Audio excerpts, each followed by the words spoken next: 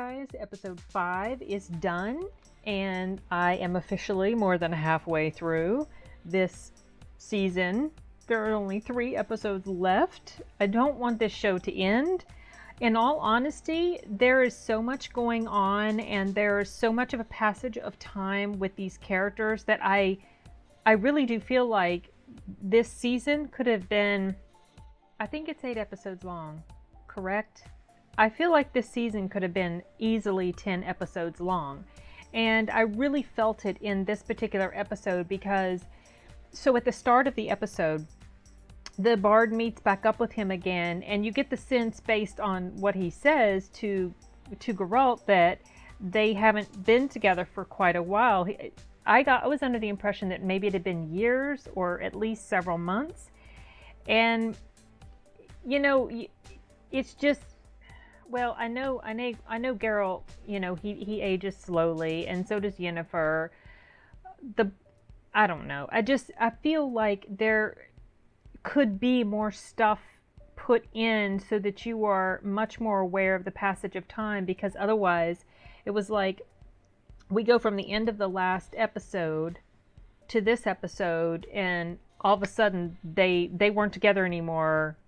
And so they're meeting each other again, and it felt a little bit like a little bit of shock, but I mean that's not a huge complaint or anything like that. It's just I'm feeling like I wish this show was drawn out a little bit more, and I have said before that I do prefer for seasons to have a smaller number of episodes if the writing is super good, but sometimes there is so much material that it feels like you need to expand it more. So like Game of Thrones, the last season.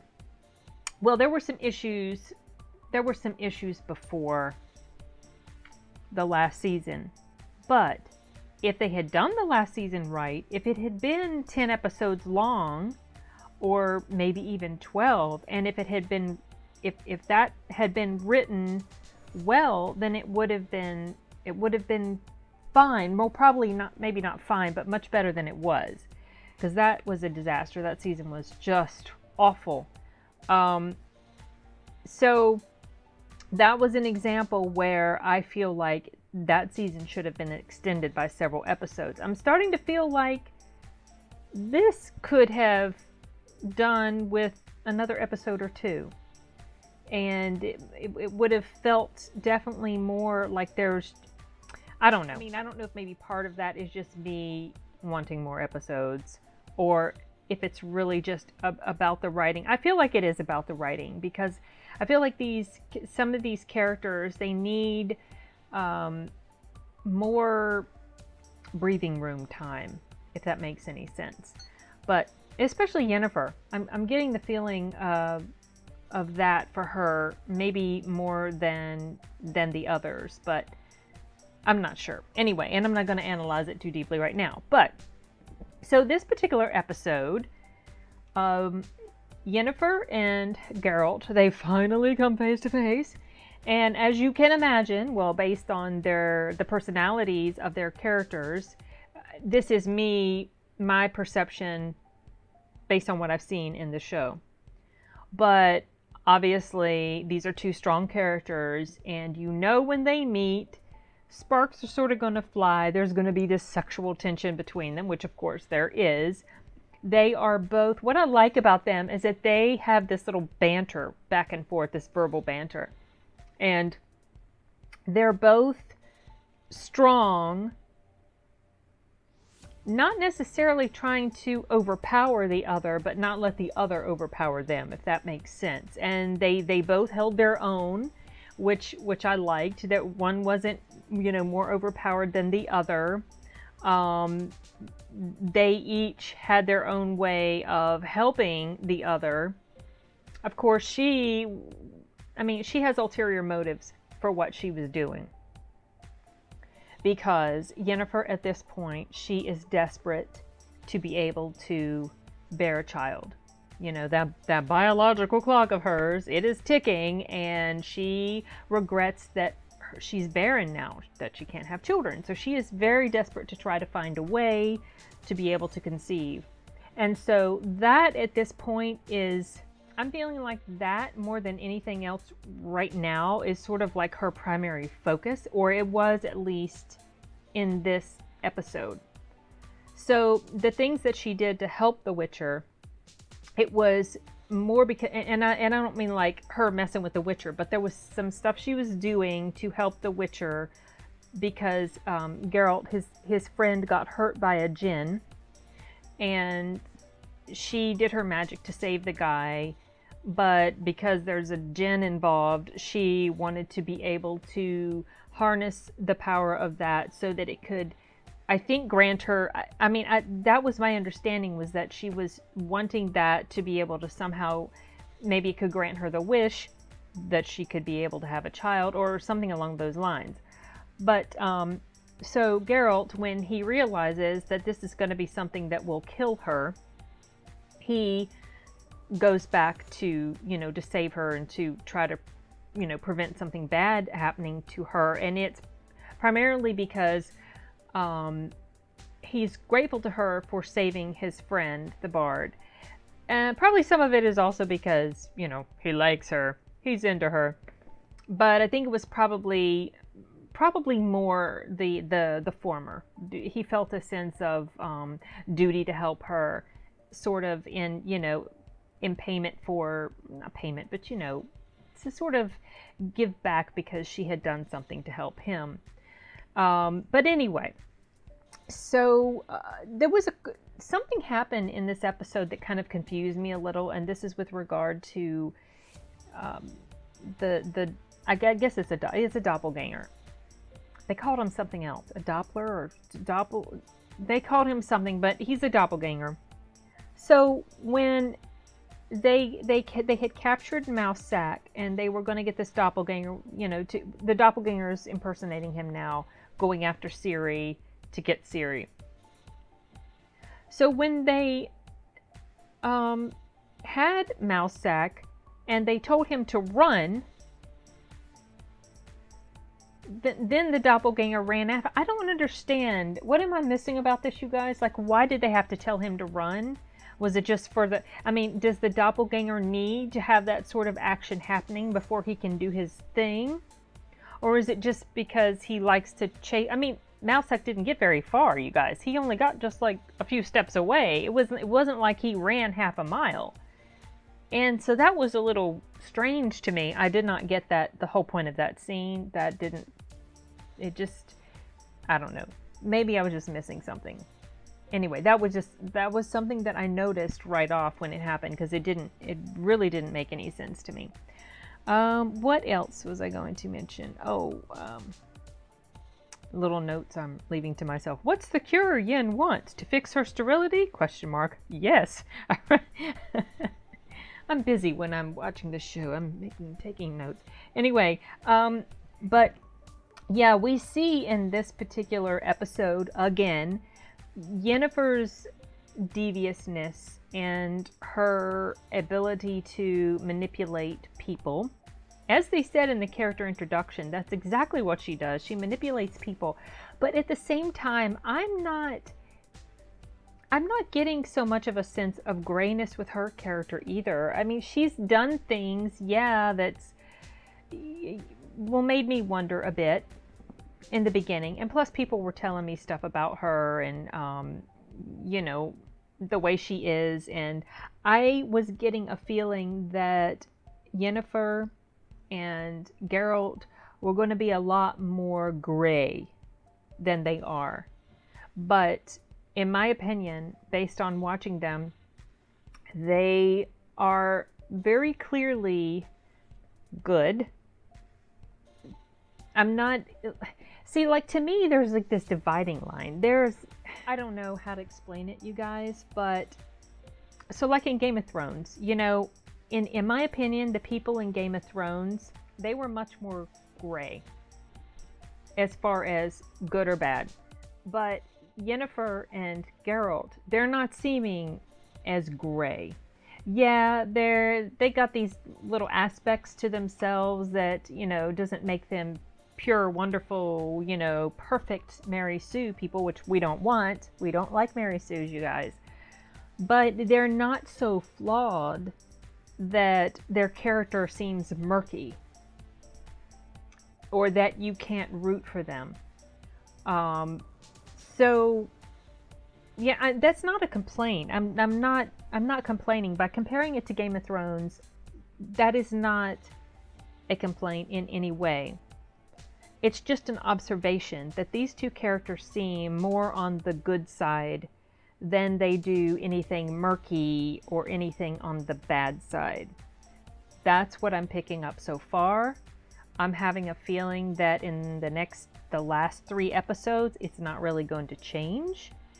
Because I think that's just how they are. And I've seen little clips of The Witcher. My brother sent me a clip of a scene from a video game, and in that particular scene they had that line that he said in the very first episode about, if he had to choose between the lesser of two evils, he'd rather not choose at all, something like that. And in that scene, I got the feeling that the Witcher at his core is fundamentally a good person trying to do the right thing. Yes, he's harsh. He's got this stoic exterior, but he's not gray. So that's been something that I've noticed that I wasn't quite expecting. I was thinking that they were going to be much more kind of troublesome sort of characters to kind of rectify in your mind that they're good or whatever, but that's not been the case. So anyway, that's sort of a tangent, but it's just something that I have noticed with each episode that continues. I expected Yennefer to be much more devious. When I say devious, it's not necessarily like she's doing bad things. She's just trying to do things to suit herself. She's not necessarily really even hurting anybody when she's doing what she's doing. So I expected her to be more on the bad-ish side than she really is. I know people told me, no, she's not bad, she's this and this and this, but I think I just felt like she was going to be worse as far as her personality, her core, her fundamental being. I felt like she was going to be darker, and she's not. Despite everything she's gone through, and despite the stuff that she wants for herself, she does not feel to me like she is at her core a bad person, just like Geralt does not feel like he is, they're definitely much more light. They have much more light in them than dark. And which I like. It's fine, because I want to like our protagonists. That's, if you have unlikable protagonists, then it makes for an unpleasant viewing experience. And that hasn't been the case with this so far. Now there are, in Game of Thrones, there are a lot of, there's really there's so many characters in there, it's hard to, there's really no one character that is a main character or a main protagonist.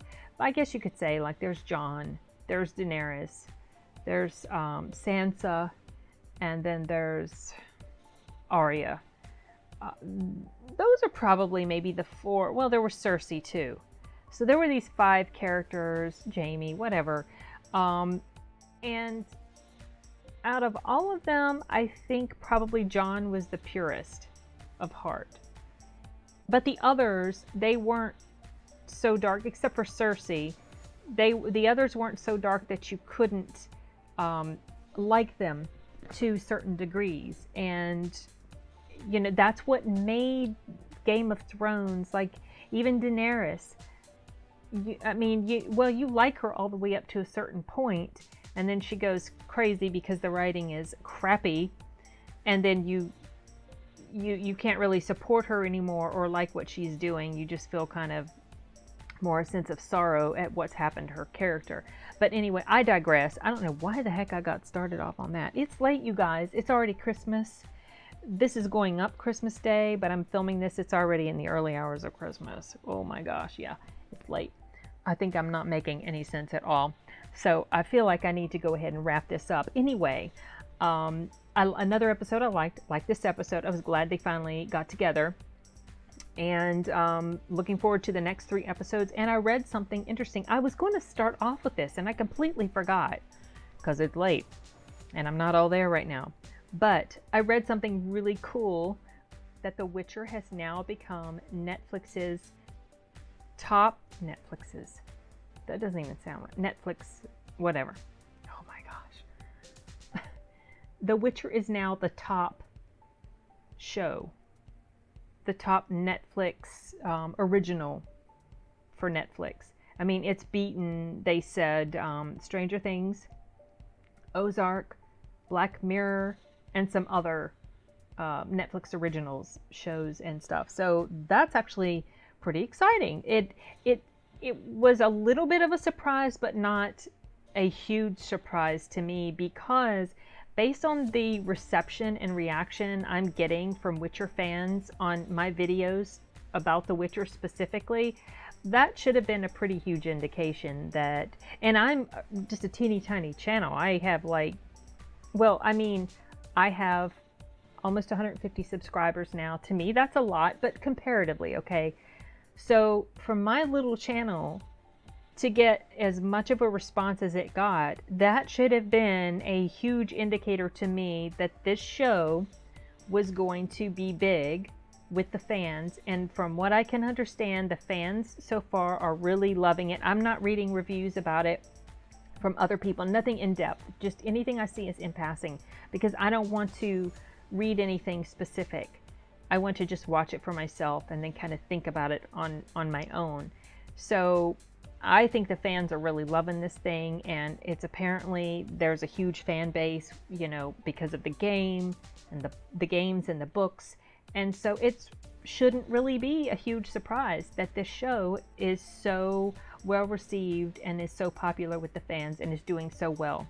And I'm already looking forward to the next season. Okay. And I'm looking forward to listening to the books whenever this is done. And that's probably what I'm going to do in the interim between season 1 and season 2, is start listening to I already said I was going to do that. In the comments, I'd mentioned that that's what I'm going to do. But it will kind of tide me over into the next season, so I won't feel like I'm too deprived. Anyway, okay, you guys, I've rambled on and on, bloviated too much. So I'm going to go ahead and wrap this up. And Merry Christmas, you guys. Bye.